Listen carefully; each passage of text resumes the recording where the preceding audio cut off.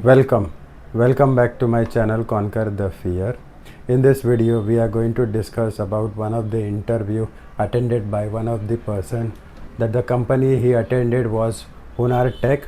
The interview was about core Java, Spring Boot, microservices, where he was asked different questions on different areas of Java and Spring Boot along with the microservices. The person has got a package of 32 LPA in this, and he has cleared that and he has joined that company as well.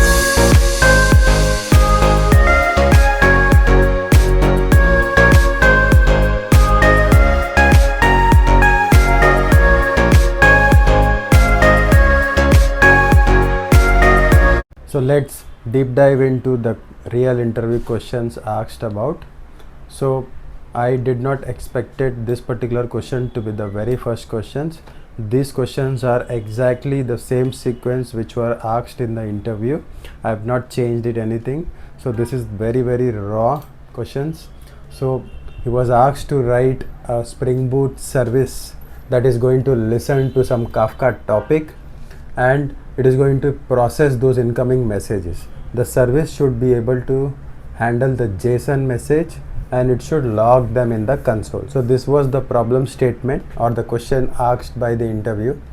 Normally the people in the interview should or ask starting from the Java basics or different microservice basic Spring Boot, but here they directly asked the scenario based questions. Now if you take a look at this, now in Spring Boot application, whenever you are going to create, and that too with the help of the Kafka as being the message broker, so you need to define the service that is going to listen to that particular Kafka topic and it is going to take that and convert it to the JSON message, and then you need to set up some few components. So we'll discuss that. The first thing is that whenever you are developing a Spring Boot application, you need to have this starter dependency added for it. Okay, so you have to add that thing first. Second, in your application.properties, you have to give the broker names, the startup server name, the group ID, the offset, the serializer and the deserializer details, etc. So you have to give all these particular details because the person who is going to send that particular message or consume that particular message, we can configure those in the properties. So you need to give the Kafka server address, the group ID and lot other this informations which can help to connect to that particular application. Now you have to write one POJO or a JSON which is going to process that JSON message and convert it. So the incoming message has to be deserialized and then it can be converted. So here if you see, I have written one class over here where yMessage, and then we have the ID, then we have the annotation defined with that particular specific name. You can define the getter setter methods over there or you can use the Lombok. Then comes the main part, that is the Kafka listener. So this is where your topics is going to be subscribed to that particular thing, and any message that has been published will be coming to this particular component. Now we have annotated with the component because this is going to be a component, and then @Kafka listener is the important annotation. Here you have to define the topic which is going to be subscribed. You can define the group ID and other things. So these are the important attributes you need to mention in your application.properties, YML. Along with that you need to give that. So this can be hard coded here or you can take it up from the properties using the application.properties. Then after this, you have to write everything, the logic inside this, whether you wanted to do some other processing inside it or not. So everything is to be written over here only.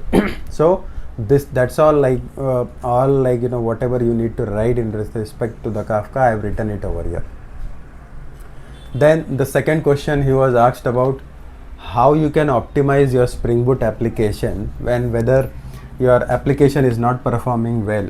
So can you explain how you can implement the caching or connection pooling in your application? So he was asked like that. So whenever you are developing a Spring Boot application which has to be fast, which has to be very efficient, so there are some techniques we can make use of it. The very first thing is making use of the caching capability.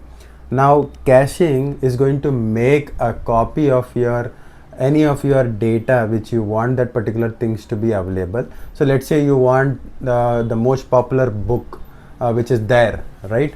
So you first time you ask that particular, let's say someone is asking that particular book, okay?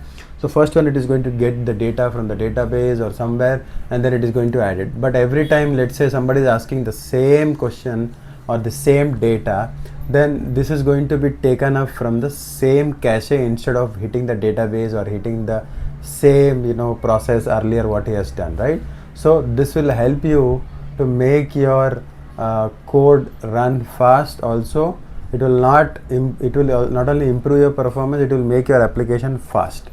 So this is going to incredibly increase. So there is one annotation called @cacheable, which you need to add it, and then along with that in your pom.xml you have to include the cache and then which kind of provider you wanted to make it, so that you can use. So here actually I'm making use of the cache as an example. There are different, like cache is there, we can make use of Redis and other things, okay? So you have to tell, like once you have this particular pom.xml added this particular dependencies, you have to tell the Spring Boot that you have to enable this particular caching in your application. So in how to do that, we can make use of this @enable caching. Now you have to add this in the main application, so that it understand that in this particular application the cacheable things has to be enabled. Now you have to annotate @cacheable on that particular specific things where you want that. So here, let's say you wanted to find that particular find by product, right? So you will hit that particular thing, you have to annotate the particular method with that particular things as an cacheable over here. Then no matter how many times you call it after the first thing, it will be taking from that particular cache.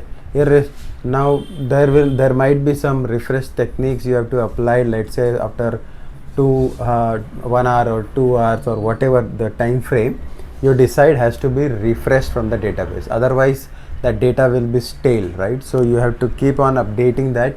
So you have to check on that particular capability of how to update that. Then the second way I would say, you can make use of the connection pooling technique. So every time you need to, let's say you want to connect to the database, it has to be like you have to create the database connection. So it is cumbersome, it is quite time consuming, so it is going to take some time to do that. So if you have this particular connection pooling added, right, so it will make your application faster to add up, right? So connection pooling is one of the better solution over there, where you have to make up this particular ready-made connections already available, so that you can take up from that particular connection and make it use of it and then work on it, and then you can release that, right? So it is going to make your application much faster every time you run that particular with the connection. So there are different providers. One of them is Hikari CP. So this is one of the default provider, so which is going to make your connection pools fast, and then it is going to fine tune it. Now you have to define the details over there. You have to define the connection poolings, like what is the connection size, pool size, what is the idle time it has to, what is the timeout details. So these are all the information which you need to add it when you are dealing with connection pool.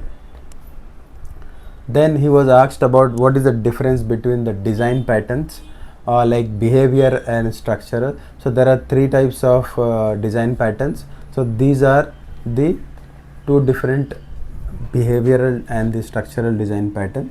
Now what are this? This is going to be one of the software design principles or software design patterns. Now the main difference between these 2 is that one is going to deal with how the object is going to interact and how they are going to communicate with each other. So that is how the behavioral design pattern is going to work about. But let's say you want to discuss about the structural thing, it is going to deal with how the objects and the classes are composed of, okay? So so that it can actually we have composed or make it as a bigger form of that, so that you can deal with complex structures. So that is where your structural design pattern comes in picture. Now if you go in deep, like what this behavioral, these are all like algorithms, or there are different responsibilities between this particular object, we can make use of it. Now they are all dealing with the communication, the interaction between the objects that is going to happen at the runtime. So you have this choreography system, right? So what happens, you define how the objects is going to talk to each other, how they are distributing their responsibilities, and that is going to improve your flexibility as well. It is going to maintain that. So you can actually use this. So now if you take an example of this, there is one observer design pattern. Now in this is going to be one, let's say some object state going to change, then all the things which is going to focus on it, or observe that particular thing, is going to automatically be notified that this particular object is state is changed. So you can take the next set of actions on it. Let's say you want the UI elements, like there is something is there, right? Now when you click on that particular button, it is going to change that particular text field as well, right? So that's a different dependent things. Then there is a strategy, so you can define your own set of family of algorithms. You can select your desired algorithm at the runtime and define the functionality. Let's say you have different payments, so you can decide at the runtime, once you choose that, you can use that same payment methodology. Then structural design pattern, this is one of the flexible structures, and it is going to identify some simple ways where you can actually have this particular relationship defined up.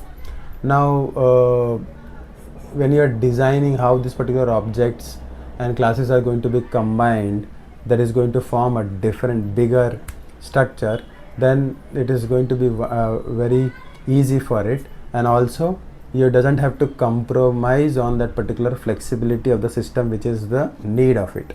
So let's say you have an example adapter. Okay, now in these two objects are going to be incompatible, right? Now you have to deal with the interface to work together. Now this is going to this is how, like adapter is going to help us you plug your different devices into the European outlet. So let's say you are using some outlet which is have that particular plug of US, then has to be compatible with the Europe outlet, right? So in this way adapters will help into deal with mapping this particular or making it compatible between these two things.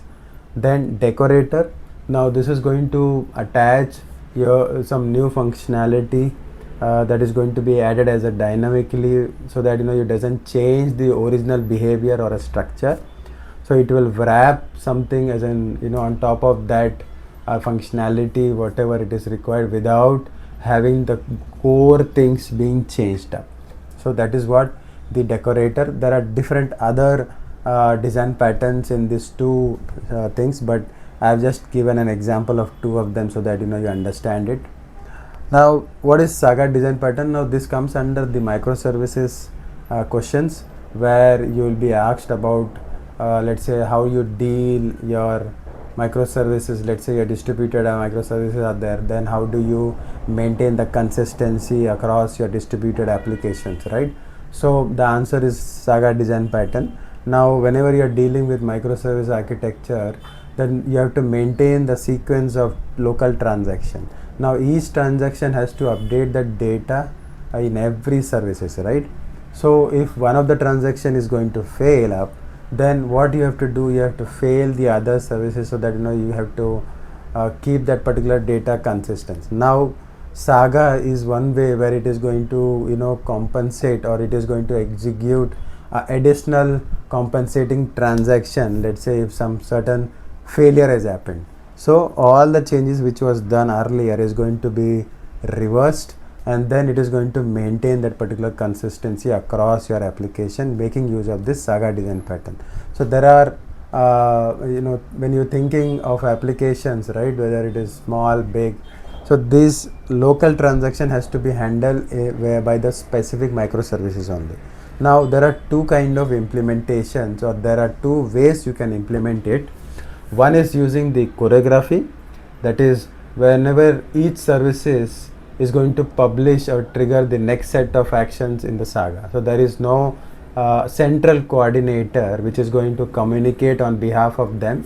So each service is going to work on their own, so it is going to simply implement that, so there is no one to monitor in it.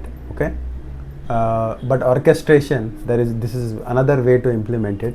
There is going to be one central coordinator which is going to manage the entire flow or the sequence.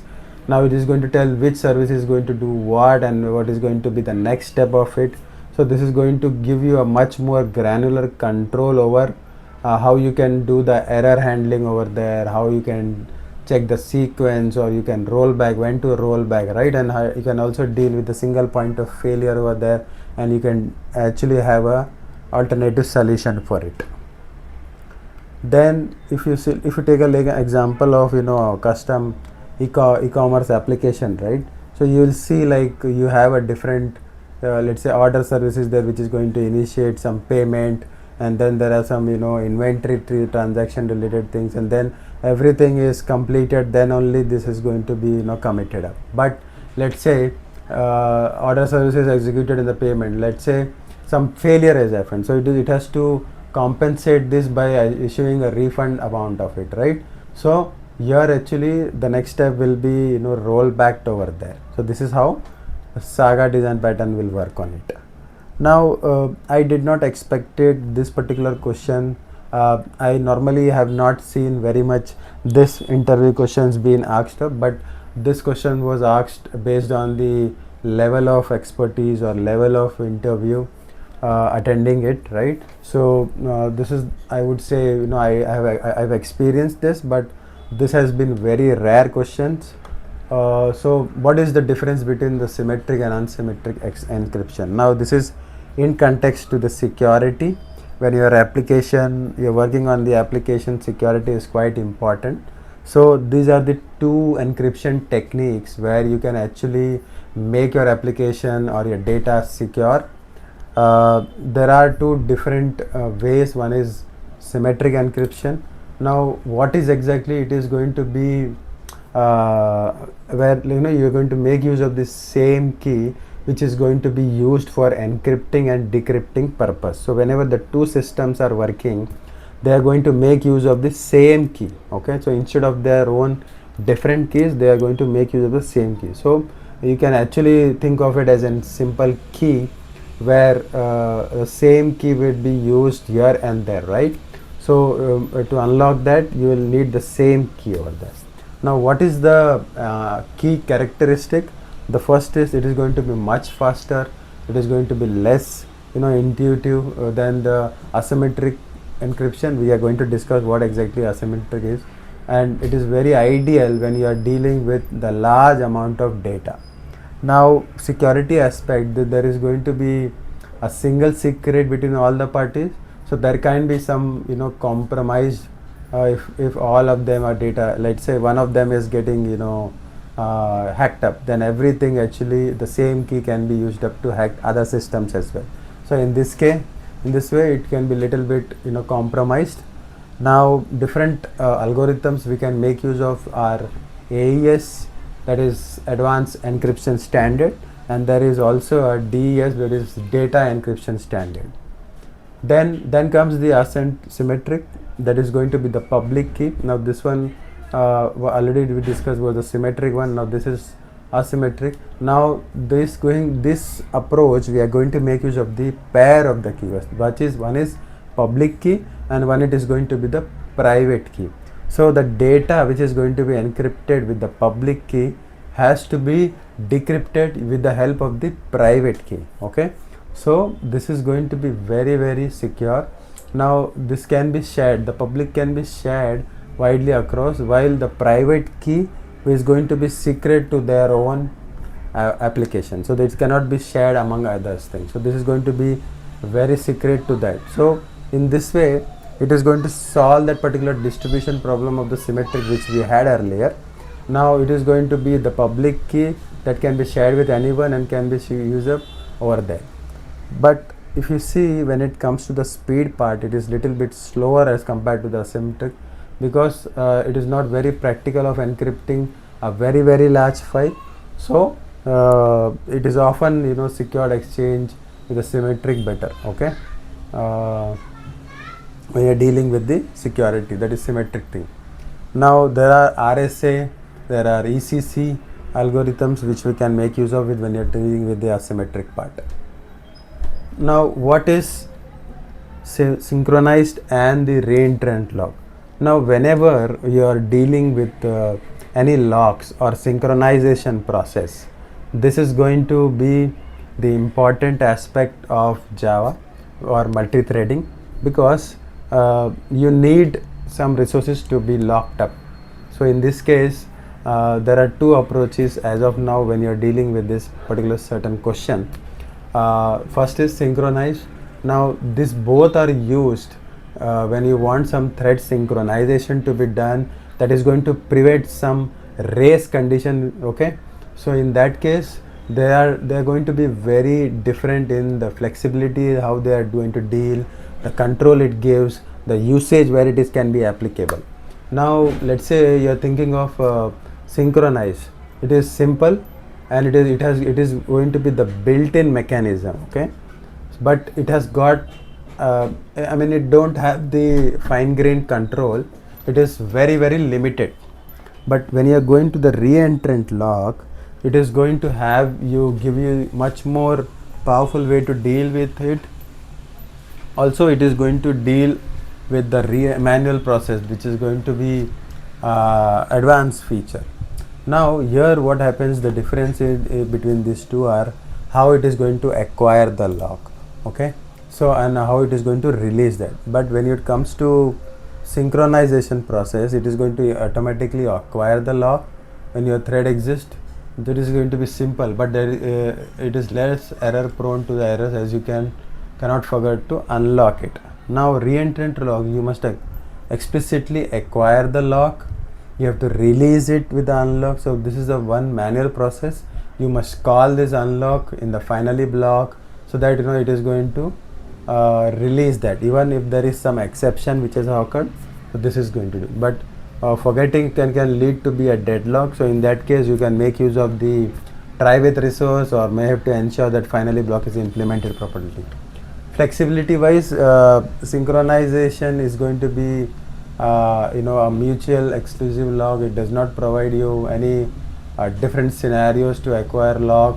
So I mean, without waiting it cannot be done, but there are some interrupting or waiting threads, or you can set out some timeout for acquiring the lock.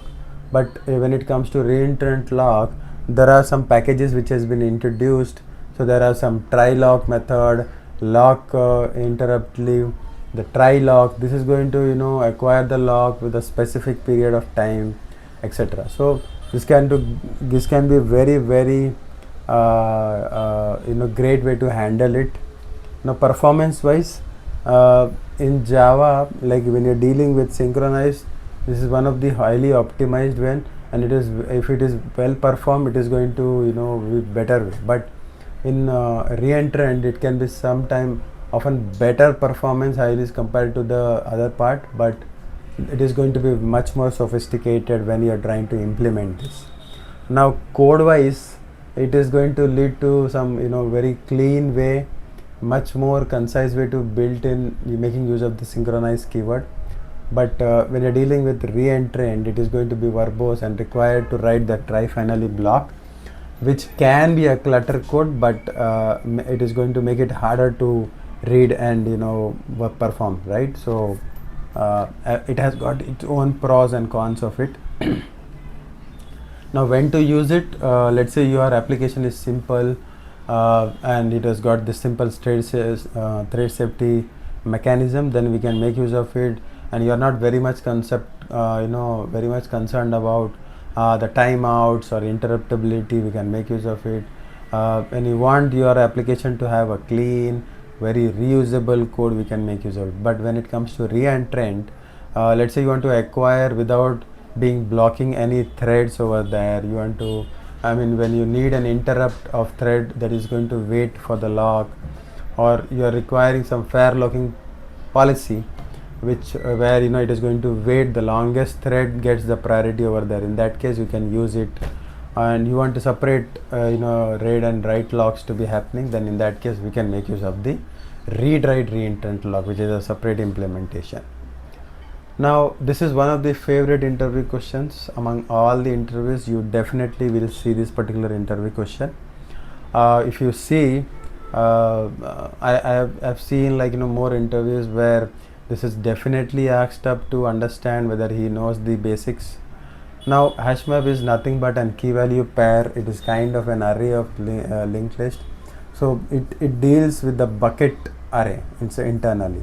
Now this is going to work as a map implementation, one of the map interface implementation. So the core components when you deal with HashMap is array. So internally it is going to make use of the bucket arrays, where each of this particular data is stored in an array. So each element have got their in bucket that is going to have the list of entries in that particular thing.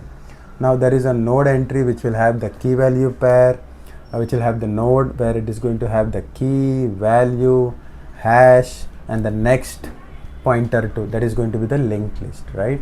Now how it is going to internally work is that it is going to put the element. So it is going to call the put method, then it is going to first calculate the hash method over there, hash code. Then it is going to check which bucket it is going to have that particular index been assigned. So there it is going to get the hash code and the length of it. Based on that it is going to calculate it. Then this is placed in that particular index. If it is empty, it will add up as a first node. If it is already there, then it is going to add the subsequent linked list at the end of the list. So in that way it will add up. But while getting, so it is going to again call that particular get. It is going to calculate the hash code and it is going to check the correct index box, and then it is going to find that. It is going to traverse all the linked list inside that particular bucket. Once it is finding, it is going to call the equals method, and then if it is matching, then it will be returned. Now there is a concept of hash collision which is going to happen, which is internally it is going to take care of it. But when there is a when there are two different keys which is going to produce the same hash code, that is, this is called collision, right? So they are going to end up in the same bucket. Now how this particular HashMap is going to deal with in this scenario is that it is making use of the linked list on each of this particular bucket. Now after Java 8 or later to the Java 8, the bucket linked list, if it has become very long, typically let's say there are some 8 nodes, after that if it is going to, some insertion is going to have, it is going to convert that particular linked list to a balanced tree, so that it is going to improve the performance, which was earlier O of n to O of log n. So this is going to look up in the bucket. So this is called I would say checking that particular treefication. Now then it is called then there is a question called component, service, or repository. Now this is one of the favorite interview questions among the Spring Boot interviews. So you will definitely see this. What are these annotations? Where do we use it? Why do we use it? So in context, when you are dealing with Spring Boot as a components, so these are all I would say a specialized way of dealing with some components. So whenever your application, a Spring Boot has some components, so it will be annotated with that. Now there are different purposes and different semantics to each of this particular annotation, where your organization can use and enable certain features over there. When you go to the @ component, this is one of the top level and the most generic annotations. Okay, so this is going to be when you are annotating any class with it, so this is going to be complete life cycle is going to be managed by the Spring container. So it is automatically going to detect that, scan it, create it, and destroy it as well. So when you want your application to have this general specific category or the default category, then you can make use of this @ component. But when it comes to the service part, okay, so this is one of the service layer. So you must be knowing that in the application, the controller, there are different layers, like first the application request falls on the controller, then the service, then the repository, and etc. Right? So whenever you are dealing with a service layer, we can make use of this, and this will you make denote that this is a service. Okay, you can interchangeably make use of this component in place of service. Definitely it will work it, but although it will not be a better way to do it when it comes to the convention. So any operations you want to do, some processing logic and other things, you have to write those in that particular thing service over there. Then repository, we already mentioned, this is the layer where you are dealing with database or data access. So this is a subcomponent to the component part. So this is a repository. So we can, when you are dealing with database, you are trying to interact with the database, you are fetching something. So we can make use of it wherever it is required. So you make use of it. Now this is an important question. How do you secure your microservices? Now whenever you are dealing with distributed microservices, the communication between them has to be secured up. Now Spring Boot provide different ways to do that. Now we can make use of both Spring Security, we can make use of other providers which are there. Now when you are dealing with it, right, the very first approach we can actually think of is of having OAuth2 and then the JWT. So this is one of the common way and the robust approach where you have to deal with the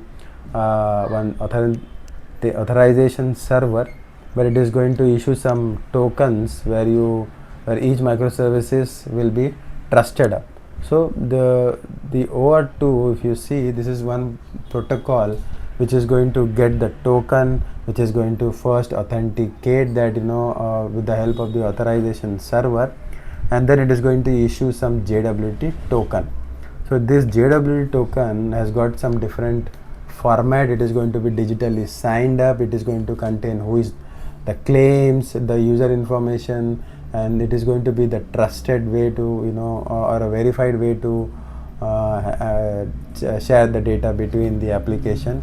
So how it is going to work is, the client is going to authenticate first with the help of the authorization server. It is going to get the JWT token, then it is going to send the client request with that authorization header to request for the microservices. Then this is going to act as a resource. Now that microservice is going to act as an resource server, which is going to first validate the JWT token using the public key which is provided from the authorization server. If the token is valid, the microservice is going to process that particular request, and the token claims are used up for fine grain authorization. Okay, so this is how you use it. Now second approach is, we can make use of the API gateway with the help of the Spring Cloud gateway or any of this, where API gateway is going to be the single point of entry for all the incoming request which is going to land on your microservices. So this is going to be one of the defense mechanism where it will stop all the requests there itself. So whatever the external traffic, whatever the security things like authentication and authorization can be applied over there. Once authentication is done, then only that the next set of request can be forwarded to that particular actual microservices. In this, there are different rate limiting capacity also can be configured. There is a throttling features you can actually configure, so which is going to prevent some DDoS attacks, which can also help in preventing making you the hackers abusing your system, like limiting the number of requests which the client can serve, okay, over a given period of time. Then we have the inter-service communication. Now when we are dealing with when the request passes from the gateway, it surpasses that, right? So you need to secure your communication between them. So we can make use of the mutual MTLS, we can make use of the token propagation, or we can make use of the internal service account. So these are the way where you can actually make use of it. Then comes how you can implement the pagination and sorting in Spring Boot or a Spring Boot data JPA. Now this is a popular interview questions when it comes to understanding the Spring Boot along with the data JPA. So whenever he is done with the basics, right, he will be definitely going to ask how you are dealing with the pagination, right? So this is an interface which is going to have the repository interfaces, then it is going to have the pageable and the sort objects which are dealing with the service layer. So these are all the configuration which will have different repository methods over here. Now we can make use of this particular one specific annotation or the class or the interface. I would say this is pagination and sorting. This is an interface which is going to provide you different methods. It's called find all with some sorting. So it is going to take input as a pageable and the sort. So we can make use of this, pass those particular attributes and then get the data as per it. Now the way we implement is like, we can define the pagination. If you see the page thing, it is going to return, so to pass the page and the size of it to the page request, and then it is going to return all that thing. Sorting way, we can make use of the same things, like you can actually sort it with the ascending or descending order, and then you can actually find it. So if you want this both to be applied up, you can actually have this particular pageable and this sorting applied in the same page request over there, and then you can call it over there. Third, you have to consume that particular result. So in that case, what you do is you get that particular result as an page over there, and then you have to return that particular in the controller over there. So it is going to return the content over here.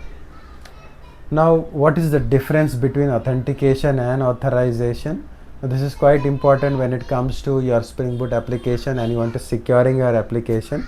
These are the two fundamental aspects of the security. So these are, although their purpose is different, but they are interconnected with each other, and it has to be dealt up when you are dealing with securing their microservices.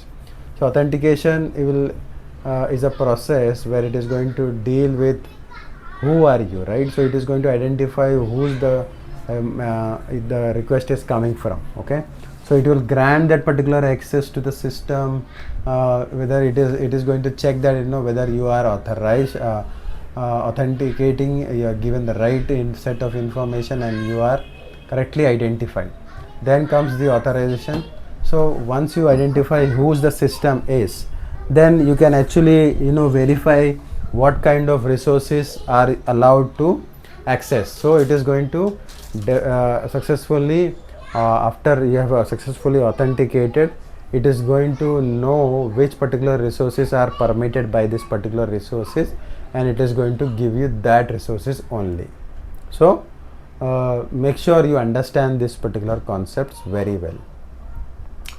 I hope I was able to explain you all the important interview questions, and if you are attending the interview with the same company, this will definitely help you to answer those and also to expect this kind of questions in different interviews.